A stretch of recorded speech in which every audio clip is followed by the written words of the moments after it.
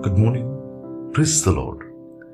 Blessing foundation ministry Gujarat से मैं आपका भाई सैम क्रिश्चियन परमेश्वर ने दिए हुए आज के इस नए सुंदर दिन पर आप सबको प्रभु यीशु के नाम से जय मसीह की।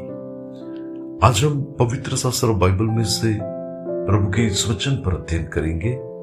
इब्रानियों की पत्री उसका 10वां अध्याय और उसकी 35वीं आयत। वहां पर लिखा है, इसलिए अपना हियाव न छोड़ो क्योंकि उसका प्रतिफल बड़ा है।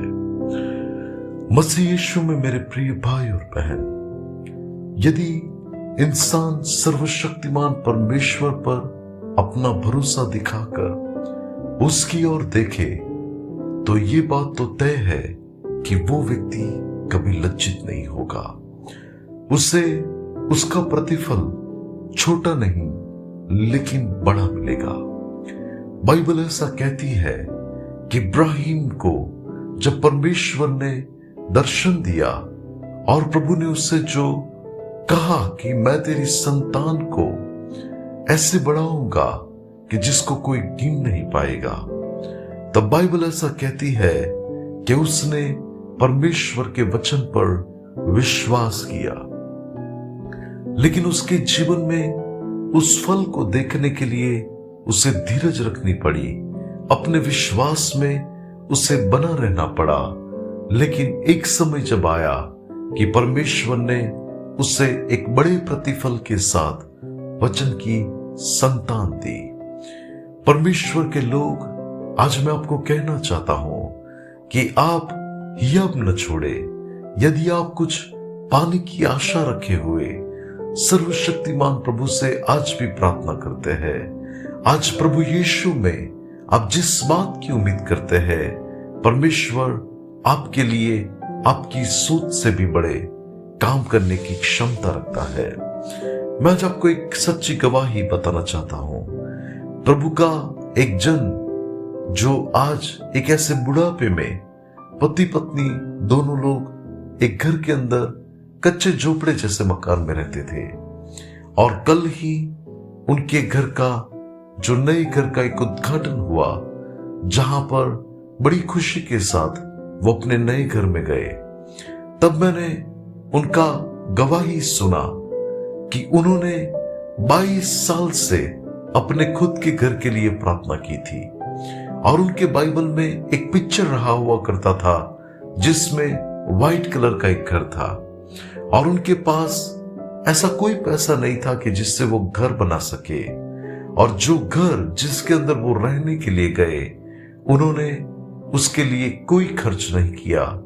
लेकिन 22 साल से प्रभु पर जो उनका विश्वास था, उन्होंने जो धीरज रखी, परमेश्वर ने उनकी सोच और समझ से भी बड़ा काम करके उनको ऐसे घर से आशीषित किया है कि जहां पर उन्होंने परमेश्वर की विश्वास योग्यता को देखा, उन्होंने परमेश्वर की ओर से बड़ा प्रतिफल पाया।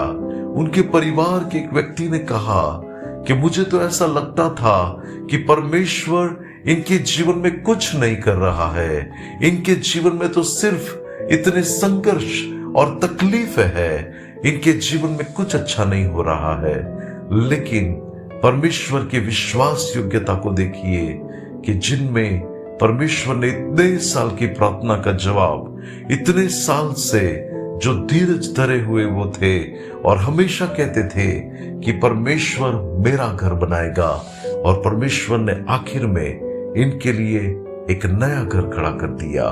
और परमेश्वर ने जिन लोगों के हृदय में बोझ डाला, जिनके हृदय में कार्य किया, वो तो प्रभु के लिए एक निमित्त बने, लेकिन कार्य करने वाला तो हमारा परमेश्वर यीशु मसीह है। और आज मैं आपको एनकरेज करना चाहता हूं कि आपको भी परमेश्वर उत्तम आशीषों से तृप्त करेगा।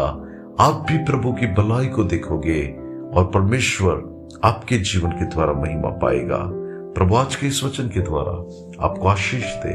आइए दुआ करते हैं। अनुग्रहकारी मेरे प्यारे स्वर्गीय पिता, आज के इस वचन के लिए मैं आपका धन्यवाद करता हूं।